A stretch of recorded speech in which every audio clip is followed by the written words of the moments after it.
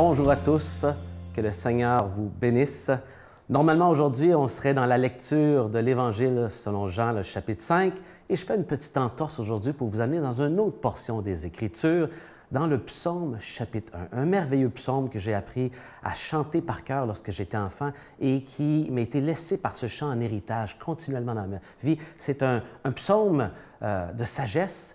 Et même Saint Jérôme l'appelait le psaume d'introduction rempli du Saint-Esprit pour le psautier. Alors, je vous lis ce psaume dans la version du chanoine Augustin Crampon, qui va comme suit. « Heureux l'homme qui ne marche pas dans le conseil des impies, qui ne se tient pas en compagnie dans la voie des pécheurs et qui ne s'assied pas dans la compagnie des moqueurs, mais qui trouve son plaisir dans la loi de l'Éternel et qui la médite jour et nuit.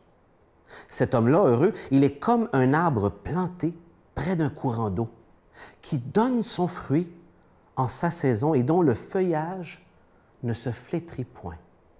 Tout ce qu'il fait lui réussit. Il n'en est pas ainsi des impies, ceux qui ont été parlé dans le verset 1, de ne pas suivre leurs conseils. Ils sont comme la paille que le vent chasse.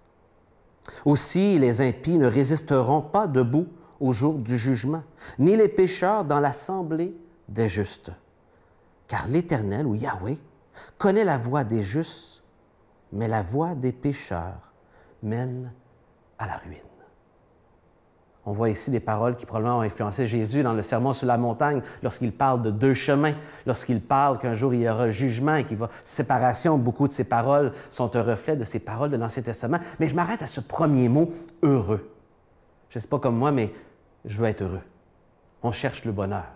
Certains passent leur vie à chercher le bonheur un peu partout, toutes sortes d'expériences. Et le psalmiste ici, rempli de l'Esprit Saint dans ce psaume d'introduction, nous donne deux pistes importantes, une négative et une positive, sur le bonheur, cette quête du bonheur. Le premier, c'est de s'éloigner de gens qui seraient des relations néfastes pour nous. Il faut choisir nos amitiés. Je me rappelle de mon beau-père qui me parlait, il y a de ça juste quelques années, d'une étude américaine qu'il avait mis la main dessus et qui disait qu'on est la moyenne de nos 5 meilleurs amis ou gens les plus proches de nous. Prenez les 5 personnes les plus proches de vous et faites la moyenne de ce genre de personnes que ça ferait. Voilà ce que vous êtes, la moyenne de vos 5 meilleurs amis. Parce que nos amitiés nous influencent. Êtes-vous l'influencé ou l'influenceur? Est-ce que vos amitiés vous amènent vers le haut ou vers le bas? Ici, il nous dit que tranquillement, si on ne choisit pas nos fréquentations, il y a une décadence progressive et le langage poétique du verset 1 nous dit que ça se fait subtilement mais tranquillement nous amener vers le bas. Évidemment, l'ennemi de nos âmes ne veut pas que ça soit trop évident. Il va amener ça tranquillement, subtilement. Mais celui qui est heureux, celle qui trouve le bonheur, doit faire le choix de choisir les gens avec qui lui ou elle se tient et qui vont influencer sa vie, qui vont entourer sa vie. Négativement, il faut faire du ménage à ce niveau-là et éliminer le genre de relations qui nuiraient à notre âme. Mais deuxièmement, il dit, c'est pas juste quelque chose qu'on doit enlever de notre vie, il faut ajouter, il faut avoir quelque chose d'autre. Et en fait, c'est la deuxième chose qu'il faut avoir pour faire le ménage de notre vie, celle d'avoir de la place pour Dieu, un amour, du plaisir dans la loi de l'Éternel. Donc, de ne pas juste voir ce livre comme de la loi, des règles, mais de voir le Dieu aimant derrière la loi.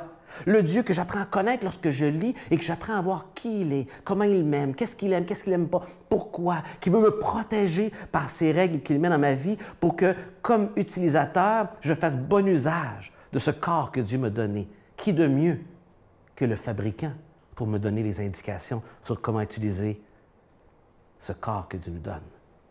La loi de l'Éternel, c'est cette manifestation, c'est cet amour que Dieu nous donne dans cette lettre qu'on retrouve dans l'Évangile, dans la loi, et qui nous dit comment vivre d'une façon à être satisfait dans la vie.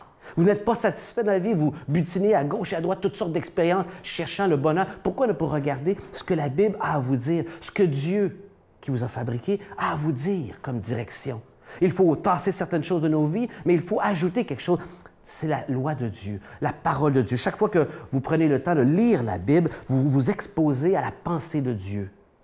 Vous la méditez jour et nuit, vous prenez du temps pour y réfléchir, pour parler à Dieu et puis pour la mettre en pratique. C'est là qu'elle a une méditation jour et nuit, qu'elle est continuellement dans votre vie, omniprésente, donnant du temps pour Dieu, donnant du temps pour entendre sa voix dans les Saintes Écritures. Et ce psaume, qui parle d'une manière poétique, exprime des directives qui sont si pratiques pour nous et que Jésus nous donne dans le Sermon sur la montagne de manière si pratique, deux choix, deux types d'hommes, deux chemins.